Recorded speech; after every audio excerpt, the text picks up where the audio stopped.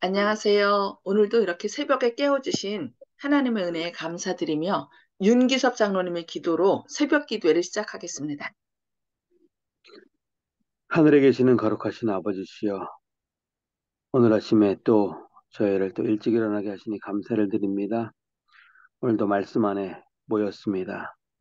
저희가 또 이 말씀을 통하여 힘을 얻고 우리가 믿음을 키워가며 주님 앞에 온전히 설 수 있게 하셔 주시옵소서. 또 우리의 삶이 어려우나 힘드나 또 어떤 안 좋은 상황이 온다 할지라도 늘 주님을 의지하며 힘있게 한 걸음 한 걸음 나아가는 우리의 삶이 될 수 있도록 도와주옵기를 예수 그리스도의 이름으로 간절히 기도드립니다. 아멘. 감사합니다. 네, 오늘은 각시대의 대쟁투 15장 5번째 부분, 혁명이 일어난 근본 원인이 무엇인지 역사를 통하여 그 뒷배경을 한번 살펴보도록 하겠습니다. 프랑스 통치자들은 이 치명적인 정책의 결과를 거의 내다보지 못하였습니다. 성경의 교훈은 공평, 절제, 진리, 평등, 자유의 원칙들을 백성들의 마음에 심어둘 것인데, 어, 그러한 미덕들은 국가를 번영케 하는 유일한 초석입니다. 의인은 나라로 영화롭게 하고 그 보좌가 공의로 말미암아 굳게 서민이라. 의의 공훈은 화평이요. 그 의의 결과는 영원한 평안과 안전이라고 성경은 말씀하고 있습니다. 하나님의 율법을 순종하는 사람은 국가의 법률도 가장 성실하게 순종하게 될 것입니다. 하나님을 두려워하는 사람은 정당하고 합법적인 온갖 권위를 행사하는 나라의 왕을 공경하게 될 것입니다. 그런데 프랑스는 불행히도 성경을 금지하였고 그것을 믿는 사람들을 파문하였습니다. 여러 세기에 걸쳐서 원칙과 신조에 굳센 사람들, 예민한 지력과 도덕적 능력을 갖춘 사람들, 자기의 양심을 거스르지 않고 진리를 위하여 고난받기를 두려워하지 않는 믿음과 용기의 사람들, 그들은 겔리선의 노예로 구역을 당하거나 화형을 당하거나 감옥 속에서 신음하였습니다. 또한 수많은 사람들은 먼 곳으로 피하여 간신히 안전한 곳으로 갔습니다. 이와 같은 상태는 종교개혁이 시작된 후 250년간 계속되었습니다.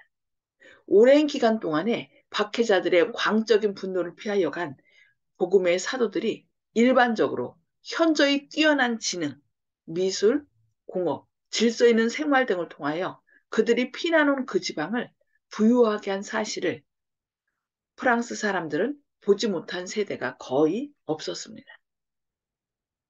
그래야 그들이 그와 같이 훌륭한 재능을 가지고 다른 나라로 이주하여 가는 일과 비례하여 그들의 나라에는 그런 재간 있는 사람들이 차츰 줄어갔습니다. 만일 이미 가버린 그 사람들이 모두 프랑스에 남아 있었다면, 만일 그 300년 동안에 추방된 그 사람들의 공업 기술로서 프랑스 국도를 발전시켰다면, 또한 그들의 예술적 소질로서 창작에 힘썼을 것 같으면 어떤 일이 일어났을까요? 만일 그들의 천재적인 창작력과 분석하는 능력을 가지고 그 문학을 발달시키고 과학을 육성시켰을 것 같으면, 만약 그들의 지혜로서 의회를 지도하고 그들의 용맹으로 싸우고 그들의 공의로 나라의 법률을 제정하고 성경의 종교로 백성들의 지능을 개발시키고 양심을 다스리게 하였더라면 오늘날 얼마나 찬란한 영광이 프랑스를 두르고 있을 것인가. 프랑스는 얼마나 위대하고 번영되고 행복한 나라가 되었을까. 그 나라는 많은 나라들의 모본이 되었을 것입니다. 그러나 맹목적이요, 완고하고 고집스러운 프랑스는 모든 덕망 있는 교사들과 질서를 잘 지키는 우수한 사람들과 왕위를 충성스럽게 옹호해주는 사람들을 나라 밖으로 몰아냈습니다. 그들의 나라를 세계에서 명망 있고 영광스러운 나라로 만들어줄 사람들에게 화형이 아니면 추방을 택하라고 강요하였던 것입니다. 드디어 국가의 세태는 극도에 달하여 추방될 만한 양심을 가진 사람들이 더 이상 남지 아니하였고 화영주로 끌려갈 만한 신앙을 가진 사람들도 없어졌고 나라 밖으로 추방할 만한 애국자들도 더 이상 볼 수 없게 되었습니다. 그리하여 마침내 무서운 혁명이 일어나는 결과를 초래하였습니다. 혁명 전의 프랑스에 대하여 살펴보겠습니다. 위그노 교도들의 도피와 함께 일반적인 쇠퇴가 프랑스를 엄습하였습니다. 변화하던 번화하던 생산 도시는 타락한 도시로 전락되고 비옥하던 지방은 원시적인 황무지로 바뀌어지고 이상한 진보를 보인 기간 후로 지적 부진과 도덕적 퇴폐가 계속되었습니다. 파리는 하나의 거대한 구민원이 되었으며 혁명이 일어나던 당시에 약 20만 명의 거지들이 왕의 손으로 구제를 받고 있었습니다. 그러나 예수회죠. 예수의 당원들만은 쇠퇴하여 가는 나라에서 화려한 생활을 하고 교회와 학교와 감옥과 노예들이 노를 젓는 갤리선에서 무서운 독재를 행사하였습니다. 프랑스의 성직자들, 왕, 입법자들의 수완으로도 어쩔 수 없게 되어 마침내 온 나라가 무정부 상태와 파멸로 들어가게 만든 그 나라의 사회적, 정치적 문제들에 대한 해결은 복음이 가져다 줄 수 있었을 것이었습니다. 그러나 로마의 지배 아래 있는 백성들은 구주께서 가르쳐 주신 자아희생과 무아의 사랑의 귀한 교훈을 잊어버렸습니다. 그들은 다른 사람들의 복리를 위하여 극기를 실행하지 않게 되었습니다. 부자가 가난한 사람들을 압제하여도 아무런 비난을 받지 않았고 가난한 사람들은 그들의 고역과 압박에 대하여 아무런 도움도 받을 수 없었습니다. 왜냐하면 좀 의식 있는 사람들이 다 어떻게 된 거예요? 죽임을 당했든지 아니면 외국으로 도피해 갔기 때문입니다. 부유하고 권력 있는 사람들의 이기심은 더욱 극심하고 억압적으로 나타났습니다. 완전히 나라는 빛을 잃은 어둠에 점점 갇히게 된 것이죠. 이기심과 욕심에 이, 어, 이기심과 욕심으로 인하여 점점 더 어두워진 것입니다. 여러 세기에 걸쳐서 나타난 귀족들의 탐욕과 방탕은 농민들을 약탈하고 착취하기에 이르렀습니다. 부자는 가난한 자를 학대하고 가난한 자는 부자를 미워했습니다. 서로 어떻게 된 거예요? 이제 상급관계가 된 거죠. 많은 지방에서 토지들은 귀족들이 차지하였고 노동 계급에 속하는 사람들은 소작을 하는데 불과했습니다. 그들은 자기들의 지주에 자비에 의존하였고 그들의 지나친 요구에도 복종하지 아니하면 안 되었습니다. 교회와 국가를 유지하기 위한 부담은 중류와 하류 계급에서 부담하였으므로 그들에게는 집권자와 성직자들로부터 많은 과세가 부과되었습니다. 귀족들은 쾌락을 제일로 생각하였고 농부들이 굶어 죽는 것에는 전혀 관심이 없었습니다. 백성들은 언제나 그들의 지주에 전적인 이익을 도모하여 주지 않을 수 없었습니다. 농부들의 생활은 실로 끊임없는 수고와 말할 수 없이 비참한 생활이었습니다. 전에는 성경이 있어서 또 그리고 양심 있는 사람들이 있어서 그들이 이런 어떤 불공평한 일들을 보면은 그들이 그러지 말라고 또 설교했고 사랑하라고 하고 나눠주라고 이런 목소리가 들렸는데 이젠 그들은 다 외국으로 도피했고 또 죽임을 당하였기 때문에 어느 누구도 그 가난한 자들 또 궁핍한 자들 그들을 위하여 대변하는 사람이 아무도 없었기 때문입니다. 그들이 불평을 말하면 그것은 오만한 모욕으로 취급되었습니다. 법정에서는 언제나 농민들의 호소보다는 귀족들의 말에 귀를 기울였습니다. 공의가 완전히 사라진 거죠. 연민도 사라지고 긍휼이 사라졌습니다. 재판관들이 뇌물을 받는 것은 누구나 다 아는 사실이었습니다. 일반 사회의 제도가 부패됨으로 말미암아 귀족들의 변덕스러운 주장이 법률과 같은 힘을 갖게 되었습니다. 평민들은 한편으로 세속적 권력자에게, 다른 한편으로 성직자들에게 세금을 바치게 되었는데, 그 세금의 절반도 왕실이나 교회의 금고로 들어가지 않았습니다. 다 개인의 배를 채우는데 사용되었던 것입니다. 완전히 이렇게 말씀이 사라지자 암흑 가운데 빠지게 된 것이죠. 그 돈의 나머지 부분은 방탕한 자아방종에 낭비되었던 것입니다.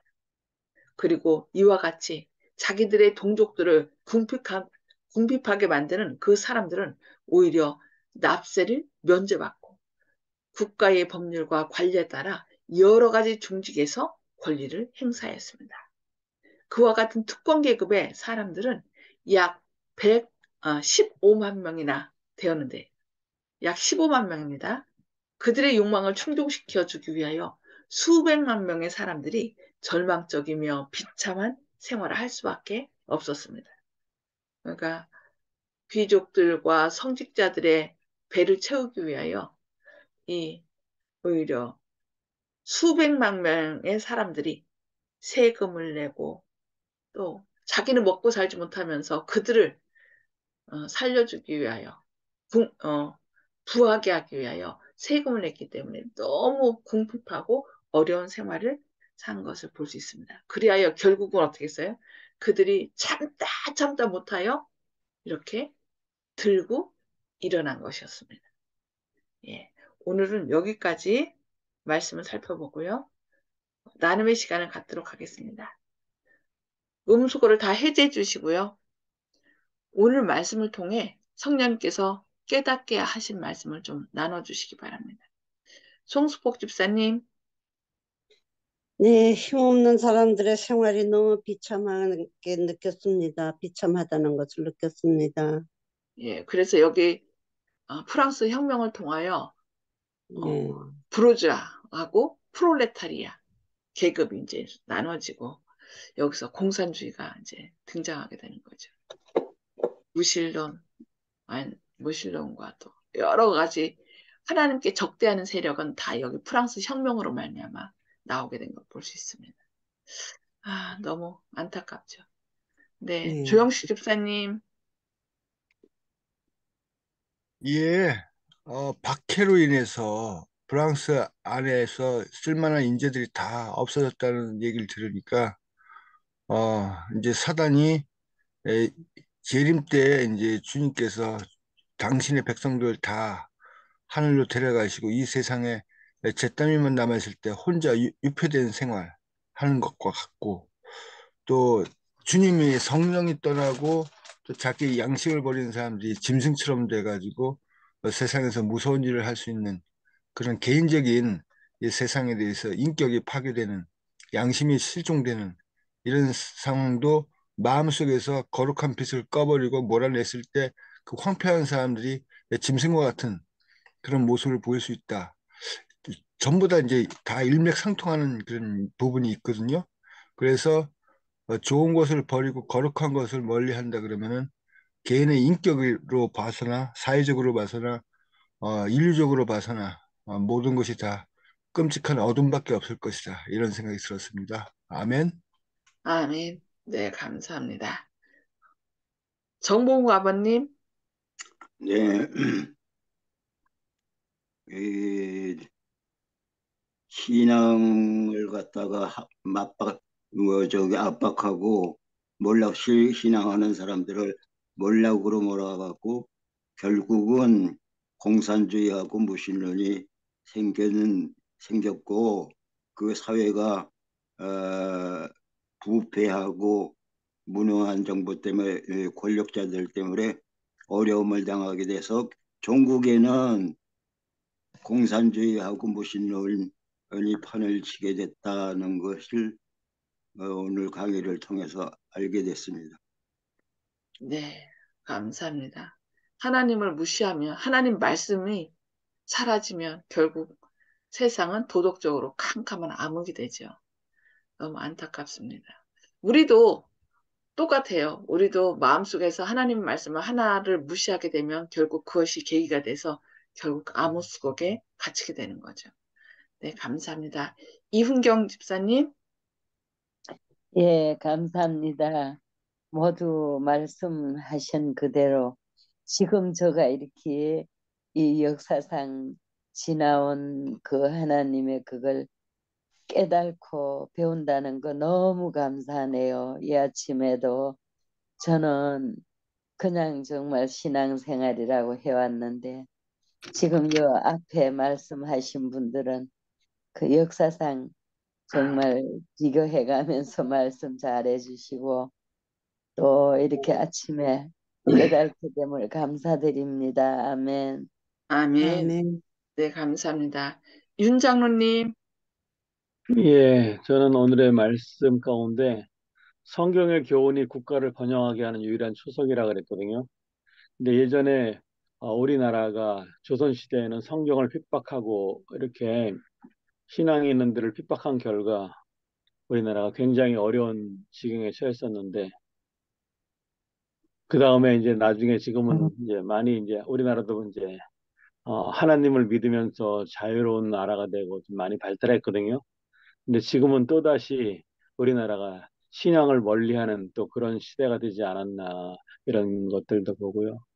또 하나님의 정신이 없으니까 나라가 정말 그 타락하게 되고 하는 것들이 이제 오게 되는데요.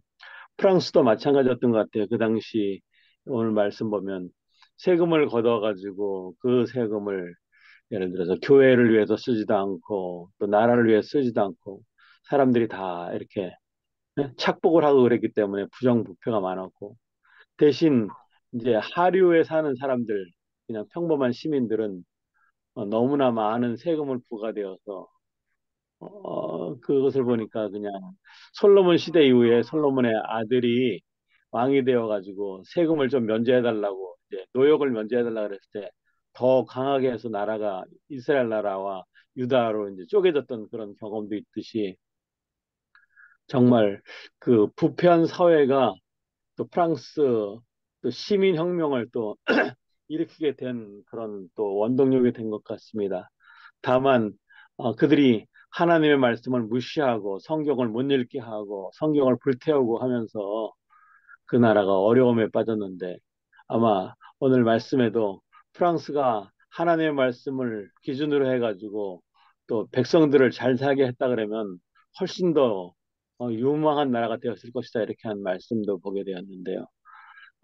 어쨌든 저희가 나라를 위해 기도하고 또 이 나라 백성들을 위해 기도하고 하나님의 말씀이 올바로 설 수 있는 우리나라가 되고 우리가 또 하나님의 축복 가운데 또 백성들의 삶이 더 나아지는 그런 나라가 됐고 우리 성도님들 됐으면 좋겠습니다. 아멘. 아멘. 아멘. 네, 감사합니다. 맞아요. 우리나라가 그나마 이렇게 이 동양 쪽에서는 기독교 국가가 거의 없잖아요. 우리 이제 북한하고 중국은 공산국가고 저 일본은 완전히 그 왕을 다신 다신교에다가 왕을 저기 완전히 신으로 섬기는 나라잖아요. 그러다 보니 이 동양 쪽에서는 하나님을 섬기는 나라는 어쨌든 6.25 사변 이후로 계속 선교사들이 와서 도와주고 또 여러 가지 이승만 대통령도 기독교인이었죠.